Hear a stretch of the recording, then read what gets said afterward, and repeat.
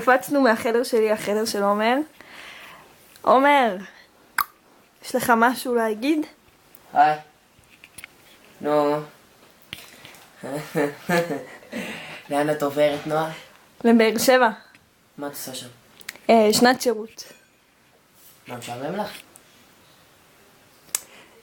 אתה יודע, סתם, אולי. נו, רגע, תני לי, אני מתרגש, פשוט, את יודעת, אחותי האהובה עוזבת הבית. זה יכאב לי בלב. מה את צוחקת? אני מאחל לך המון מזל טוב, בריאות, אושר ואושר, זהרי לשבת על הפפן שלי. את יודעת שאני אוהב אותך כמובן. בהצלחה בכל מעשה ידייך, שזה לא יום הולדת. גם שם, תקחי בגדים קצרים. לפעמים קר שם, אז תקחי גם בגדים חמים. תצלמי אותי מקרוב למה אני לא מסופר מספיק. טוב. לא, פאור, ריגשת אותי עכשיו. מה עוד נאחל לך? נראה לי זה מספיק. שתלמדי ותצליחי ותעלי בכל מצוותייך. עלי והגשימי מה שנקרא בתנועה. עלי והגשימי את כל משאלות. טוב, ועכשיו להמשך הסיור בבית. ככה, זה החדר שלי היה, נכנסים, שירותים. רואים שזה אזור שאנשים שולטות פה.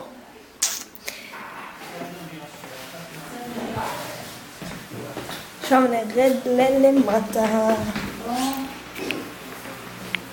הנה אמא. אמא, תגידי שלום למצלמה. שלום. את באמצע הזה של... לא, תלמי אותי. חי. והנה אורית חברה של אמא. ו...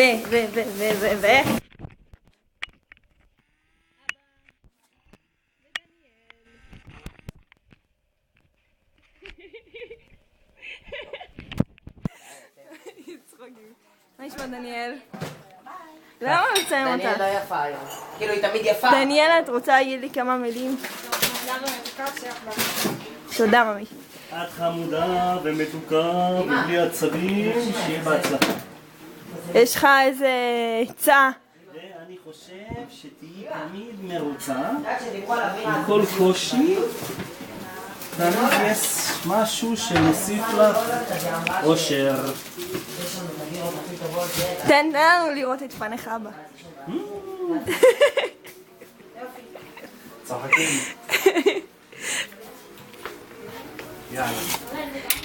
טוב, אז זו המשפחה שלי. ועכשיו לחצר. אז זה אחד ממקומות הבילוי שלי כאשר הייתי ילדה.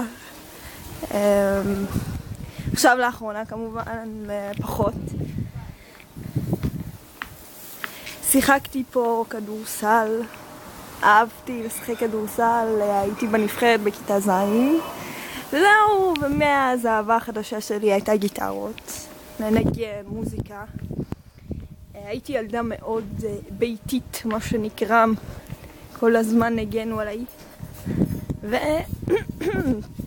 וחצר האחורית.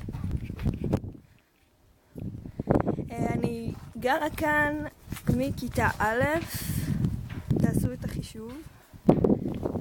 עוד מעט נצא לשכונה.